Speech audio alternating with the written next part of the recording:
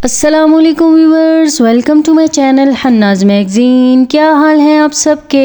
आज मैं आपके लिए सूजी की एक बहुत ही ज़बरदस्त स्वीट रेसिपी लेके आई हूँ। इस रेसिपी को आप सूजी की डिज़र्ट भी बोल सकते हैं, इसके अलावा सूजी की पुडिंग भी बोल सकते हैं। बहुत ही ज़बरदस्त और इजी रेसिपी है ये, और बहुत ही जल्दी बनकर तैयार हो जाती है। ये रेसिपी मैंने नौश को बनाते हुए देखा था, तो मुझे लगा कि ये बहुत ही ज़बरदस्त होगी। वो इसकी बहुत तारीफ़ कर रही थी, तो मैंने सोचा कि क्यों ना मैं भी इसको ट्राई कर लूँ। सो मैं भी आज इसको ट्राई करने लगी हूँ। देखती हूँ कि मेरी आज की ये पुडिंग कैसी बनकर तैयार होती है। इसके लिए सबसे पहले मैं इस तरह से कोई भी बर्तन ले लूँगी। इस बर्तन में मैंने तकरीबन 1.5 किलो दूध ले लिया है। आपने जितनी ये रेसिपी बनानी है उस हिसाब से दूध ले लीजिएगा। अब हम बढ़ते हैं इसकी कुकिंग की जानिब। 1.5 किलो दूध के हिसाब से मैं इसमें बाकी के इंग्रेडिएंट्स शामिल करूँगी। तो सबसे पहले मैं यहाँ पे डालूँगी कोकोनट पाउडर। ये देखिए, ये बिल्कुल इजीली मार्केट में अवेलेबल होता है। ये मैं तकरीबन 2 से 2.5 कप इसमें डाल दूँगी। अभी मैंने यहाँ पे फ्लेम ऑन नहीं किया। सेकंड इंग्रेडिएंट में ऐड करूँगी चीनी। 1.5 कप के करीब चीनी ऐड करूँगी। आप चीनी अपने टेस्ट के अकॉर्डिंग कम या ज़्यादा रख सकते हैं। नेक्स्ट इंग्रेडिएंट ऐड कर रही हूँ सूजी, 1/2 कप। अब इस स्टेज पे मैं फ्लेम ऑन कर दूंगी और इन तमाम चीज़ों को बहुत ही अच्छे से मिक्सअप कर लूँगी। क्योंकि पहले मैंने तमाम चीज़ें शामिल की हैं, मिक्स नहीं की। फ्लेम भी अभी ऑन किया है और अब इनकी मिक्सिंग कर रही हूँ। फ्लेम बिल्कुल लो रखना है, क्योंकि सूजी पकते पकते थोड़ी थिक हो जाएगी और फिर ये बर्तन के साथ लगने लगेगी। तो इसलिए फ्लेम बिल्कुल लो रखना है और इसको अब हम मिक्स करके पकाते जाएंगे। वक्फे वक्फे से हम चम्मच चलाते जाएंगे ताकि तमाम इंग्रेडिएंट्स अच्छे से मिक्सअप हों और अच्छे से कुक हो सकें। और जब चीनी अच्छे से मेल्ट हो जाएगी तो फिर हम इसको टेस्ट कर लेंगे। हमें मिठास का अंदाज़ा हो जाएगा कि इतनी चीनी काफ़ी है। अगर कम हुई तो इस स्टेज पे हम मज़ीद भी शामिल कर सकते हैं। Next and last ingredient vanilla essence. आपके पास वनीला पाउडर हो वो भी शामिल कर सकते हैं। मैं इसमें तकरीबन 1 टीस्पून के करीब वनीला एसेंस शामिल कर रही हूँ। इससे टेस्ट और खुशबू बहुत ही ज़बरदस्त आएगी। इसको सारी तरफ अच्छे से मिक्सअप कर लेंगे। इसके अलावा खुशबू के लिए हम इसमें डाल देंगे 2 से 3 इलायची। इसको भी मिक्सअप कर लेंगे। अब बस हम इसकी कुकिंग करते जाएंगे बिल्कुल लो फ्लेम पे। फ्लेम हाई नहीं रखना। जब ये सही से कुक हो जाएगा तो ये थिक होता जाएगा। इसकी कंसिस्टेंसी से ही हमें आइडिया हो जाएगा कि ये किस हद तक कुक हो चुका है। लो फ्लेम पे इसको पकाते पकाते तकरीबन 15 से 20 मिनट का टाइम लग सकता है। 15 से 20 मिनट की कुकिंग के दौरान ये होगा कि नारियल भी अच्छे से सॉफ्ट हो जाएगा, सूजी भी कुक हो जाएगी और इसमें मौजूद दूध भी अच्छे से पक जाएगा और ये काफ़ी हद तक थिक हो जाएगा। यहाँ पे देखिए, पकते पकते ये काफ़ी हद तक थिक हो चुका है, लेकिन अभी भी इसकी वो कंसिस्टेंसी नहीं है जो हमें चाहिए। क्योंकि अभी ये बिल्कुल उस तरह से बना है जैसे हम खीर बनाते हैं, तो हमें पुडिंग बनानी है। सो हमें इसे मज़ीद भी पकाना है। ये देखिए, यहाँ पे आपको बबल्स दिखाई दे रहे होंगे। बबल्स का मतलब यही होता है कि काफ़ी हद तक थिक हो चुका है, लेकिन अभी भी हमें इसको मज़ीद कुक करना है ताकि ये खीर नहीं बल्कि पुडिंग जैसी कंसिस्टेंसी में आ जाए। यहाँ पे देखिए, बहुत ज़्यादा बबलिंग हो रही है।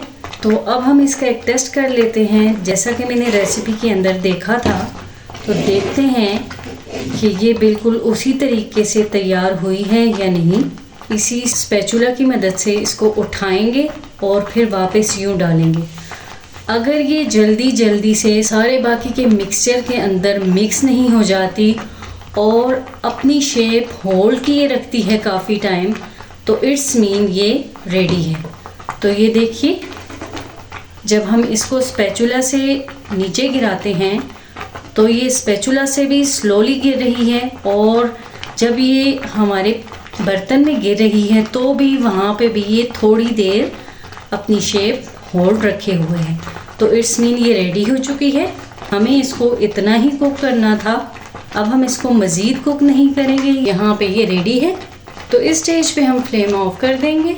अब अब हम अपनी इस डिज़र्ट को सेट करने के लिए रख देंगे गर्मा गर्म ही इस ग्लास की ट्रे में। आपके पास जो भी अवेलेबल हो आप उसमें डाल सकते हैं, लेकिन कांच वाली ट्रे में ये होता है कि चीज़ दिखाई देती है तो बहुत ही ज़बरदस्त और ख़ूबसूरत लगती है। तो इसके लिए मैंने ये वाली ट्रे ली है। अभी ये बहुत ही ज़्यादा गर्म है तो मैं इसी तरह से गर्मा गर्म ही इसको इस ट्रे में डाल दूँगी और फिर इसको सेट होने के लिए रख दूँगी।